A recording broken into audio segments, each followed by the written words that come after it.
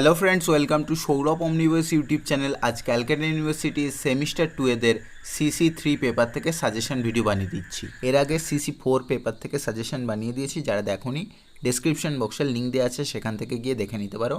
আর নিচে ডেসক্রিপশন বক্সে টেলিগ্রাম গ্রুপের লিঙ্ক দেওয়া আছে, সেখানে জয়েন করে নিতে পারো। যদি কেউ যে সাজেশনগুলো দিচ্ছি সেগুলো নোটস পারচেস করতে চাও, তাহলেও টেলিগ্রাম গ্রুপে জয়েন করে নিও, সেখান থেকে আমার সাথে ডিরেক্টলি কন্ট্যাক্ট করে নিতে পারো।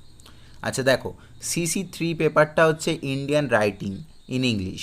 ইন্ডিয়ান রাইটিংয়ের মধ্যে প্রথমত পোয়েট্রি পোর্শন আছে। এবারে এই পোয়েট্রি পোর্শনের মধ্যে যে কোনো দুটো পোয়েট্রি লিখতে হয়, যে কোনো দুটো পোয়েম। এবারে গত বছর কি পড়েছিল দেখো, এটা হচ্ছে গত বছরের পেপার। গত বছর একটা পোয়েম থেকে একদমই কোনো টাচ হয়নি, সেটা হচ্ছে to India my native land. তাহলে to India my native land পোয়েমটাকে আগে করতে হবে। তাহলে to India my native land থেকে কী কী ইম্পর্ট্যান্ট কোশ্চেন সেগুলো একটু কাইন্ডলি লিখে নাও, কেননা টাইপ করার সেই টাইমটা নেই, অন্যদেরও সাজেশন ভিডিও বানাতে হচ্ছে।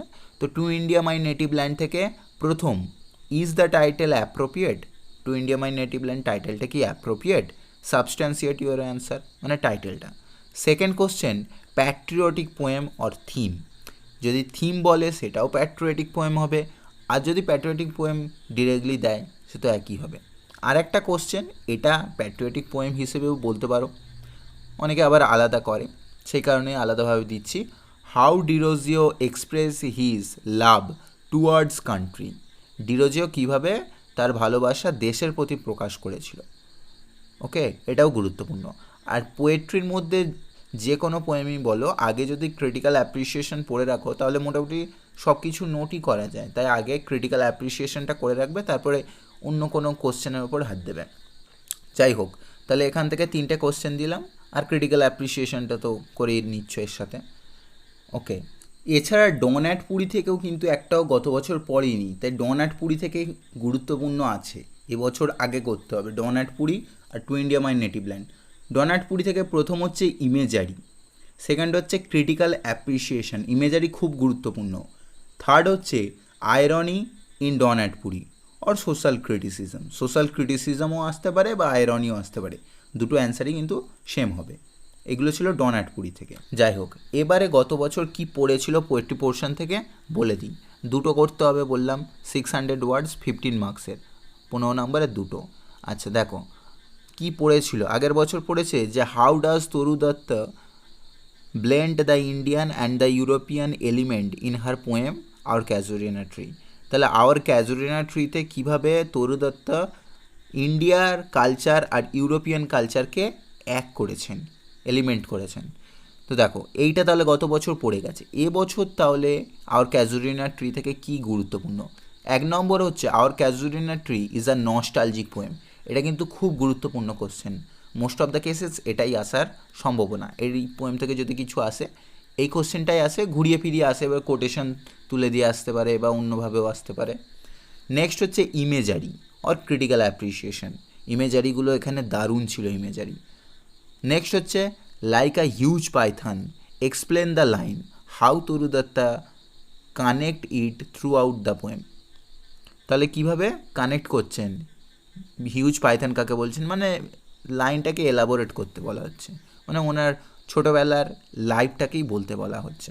নেক্সট হচ্ছে আয়রানি ইন আওয়ার ক্যাজুরিনা ট্রি, আয়রানি, ওকে। এগুলো ছিল তরু দত্তের আওয়ার ক্যাজুরিনা ট্রি থেকে গুরুত্বপূর্ণ।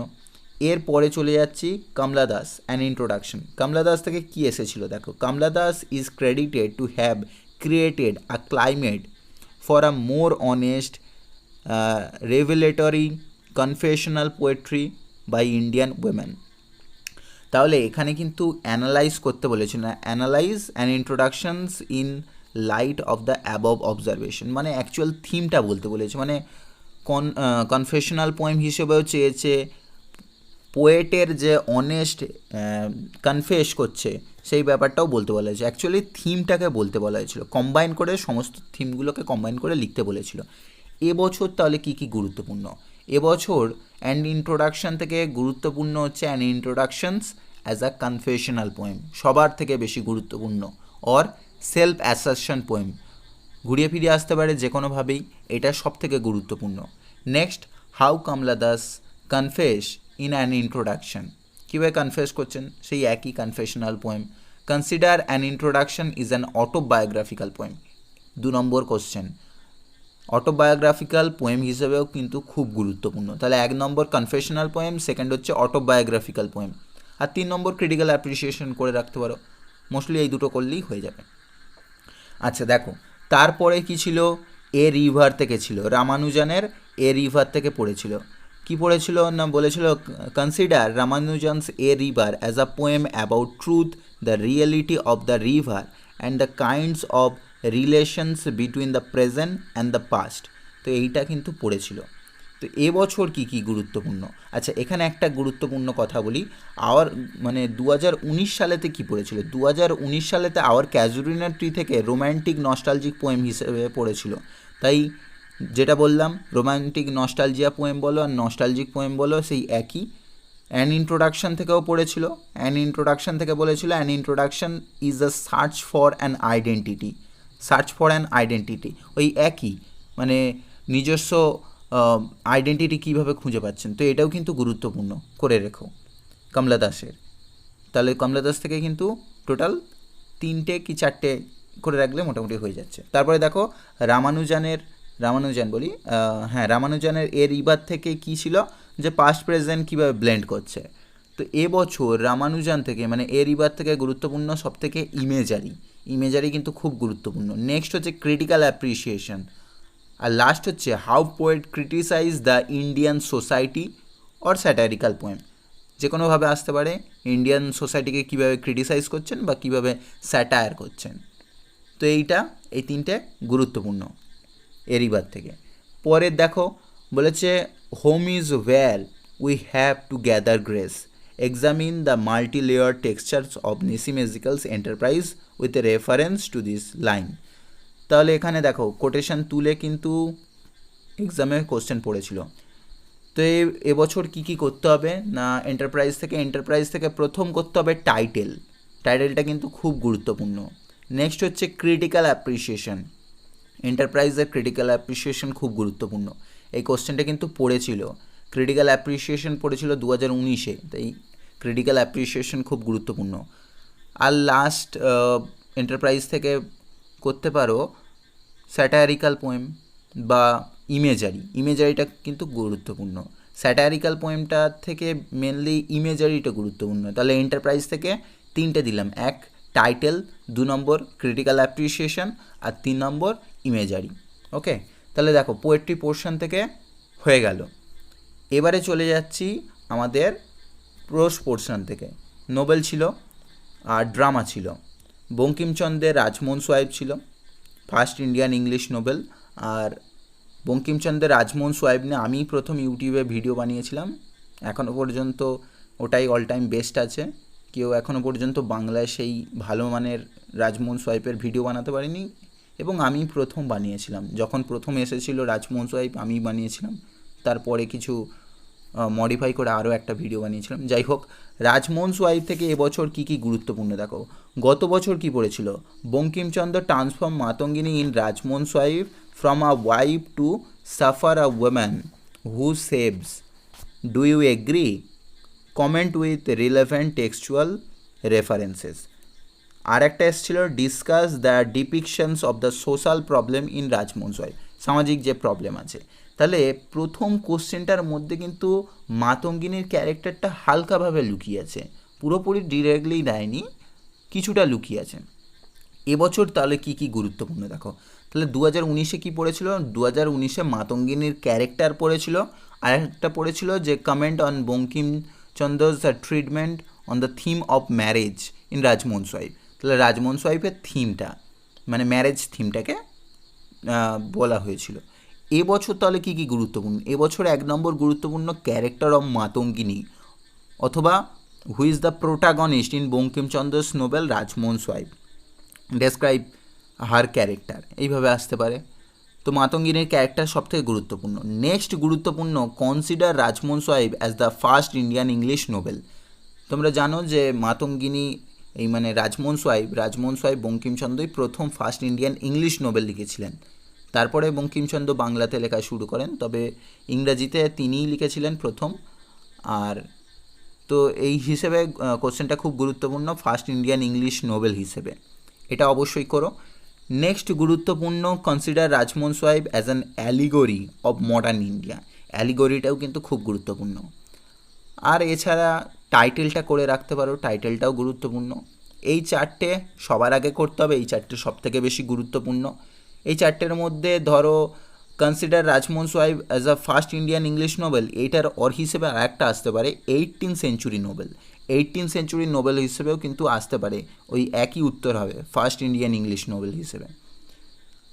তারপর টাইটেল বললাম, আর একটা ক্যারেক্টারের মধ্যে ডিফারেন্সিয়েশন দিতে পারে, এটা আসার সম্ভাবনা খুবই কম। মোটামুটি প্রথম যে চারটে দিলাম সেই চারটের মধ্যে থেকেই এসে যাবে, তবু একটা দিয়ে রাখছি ক্যারেক্টারের মধ্যে যে ডিফারেন্স তৈরি হচ্ছে, মানে ধরো ক্যারেক্টার অফ মাধব আর মথুর আর মাধবের ক্যারেক্টারের মধ্যে যে ডিফারেন্স হচ্ছে, তারপরে মথুর ঘোষের যে দুটো ওয়াইফের মধ্যে তারা আরেকজনের নাম কি বেশ, দুজনের যে ক্যারেক্টারের মধ্যে যে ডিফারেন্স হচ্ছে সেইটাকে, concept of old women and new women, মানে পুরনো যুগের মহিলা এবং নতুন যুগের মহিলার মধ্যে যে ডিফারেন্সটা মানে ড্র করেছেন বঙ্কিমচন্দ্র, সেটা আসতে পারে। এটা সম্ভাবনা খুবই কম, সেই কারণে আমি আলাদা করে বলছি না। এই চারটে মোটামুটি করলে হয়ে যাবে, যদি টাইম থাকে তাহলে করতে পারো। এছাড়া আরও একটা ছিল bravely for the queen. Bravely for the queen নিয়েও আমি প্রথম ভিডিও বানিয়েছিলাম। যাই হোক, ব্রেভলি ফর দ্য কুইন থেকে গত বছর কি পড়েছিল, সিগনিফিক্যান্স অফ দ্য টাইটেল সব থেকে গুরুত্বপূর্ণ ছিল, পড়েও গেছে। আর একটা গুরুত্বপূর্ণ ছিল সিম্বলস বা সিম্বলিজম, সেটাও পড়ে গেছে। তাহলে এবছর তাহলে কি পড়বে ব্রেভলি ফর দ্য কুইন থেকে? এবছর সবার আগে সব থেকে বেশি গুরুত্বপূর্ণ, who is the queen in bravely for the queen, does she seek liberation from gender discrimination, সে কি জেন্ডার ডিসক্রিমিনেশনেতে ভুগছে? ওকে, এটা কিন্তু খুব গুরুত্বপূর্ণ কোশ্চেন।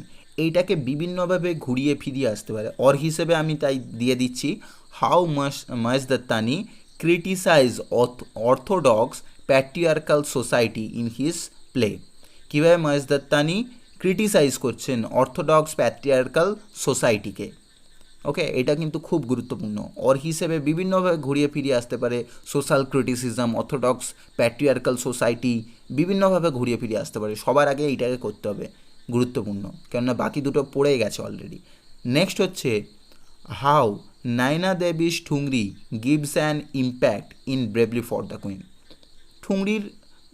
ঠুংরির কোশ্চেনটা যদিও কম্বাইন হিসেবে কোনো কোশ্চেনের সাথে আসতে পারে, বাদবাকি ঠুংরিটা খুব একটা যে গুরুত্বপূর্ণ সেটা বলতে পারবো না, মোটামুটি অন্যান্য যেগুলো গুরুত্বপূর্ণ সেগুলো তো এসে গেছে, সেই কারণেই এটা বলা, ঠুংরির রিলেভেন্সটা। নেক্সট হচ্ছে the homosexual relationship between Nitin and Praful. এটাও খুব একটা গুরুত্বপূর্ণ নয়, তবুও দিয়ে রাখছি। আর ক্যারেক্টার হিসেবে করে রাখো, ক্যারেক্টার হিসেবে দুটো ক্যারেক্টারের মধ্যে হয়তো রিলেভেন্ট দিল, দুটো ক্যারেক্টারের মধ্যে কী কী ডিফারেন্স আছে, কী কী মিল আছে, এইভাবেও আসতে পারে, বা ইন্ডিভিজুয়ালিও কোনো ক্যারেক্টার আসতে পারে। ক্যারেক্টারের মধ্যে কী কী আছে, জিতেন, নিতিন, বা আর আলকা, এই কয়েকটা ক্যারেক্টার আছে। তো এই ক্যারেক্টারগুলো মোটামুটি গড়সাপটা একটা কনসেপ্ট ক্লিয়ার করে রাখবে, যেন যদি আসে কোনোভাবে আসে সেটা যেন লিখতে পারা যায়। তো সবার আগে যেটা করতে হবে, অর্থোডক্স প্যাট্রিয়ার্কাল সোসাইটি, এটা সব থেকে বেশি গুরুত্বপূর্ণ। ওকে, এইগুলো করলেই মোটামুটি কমন পেয়ে যাবে। তোমাদের টার্গেট হবে যে কোনো একটা কমন পেলেই হলো, দুটো দিয়েছে, যে কোনো একটা কমন পেলে একটা লিখলেই হলো। তাই যদি হাতে টাইম কম থাকে বা নোট মুখস্থ করতে প্রবলেম হয়, তাহলে সব থেকে কম যতগুলো নোট করা যায় সেটা করো। সেক্ষেত্রে কী হবে, 100% নামানো যাবে, 100% নামালে মার্কসটা বেশি ক্যারি হয়। ওকে, যাই হোক, যদি টেলিগ্রাম গ্রুপে জয়েন করতে চাও করে নিও, নোট পারচেস করতে চাও করে নিও, আর চ্যানেলটাকে সাবস্ক্রাইব করে নিও। তোমাদের জন্য এডুকেশনাল ভিডিওস বানাচ্ছি, ভালো লাগলে লাইক করো, ডাউট থাকলে কমেন্ট করতে পারো। Thank you everyone.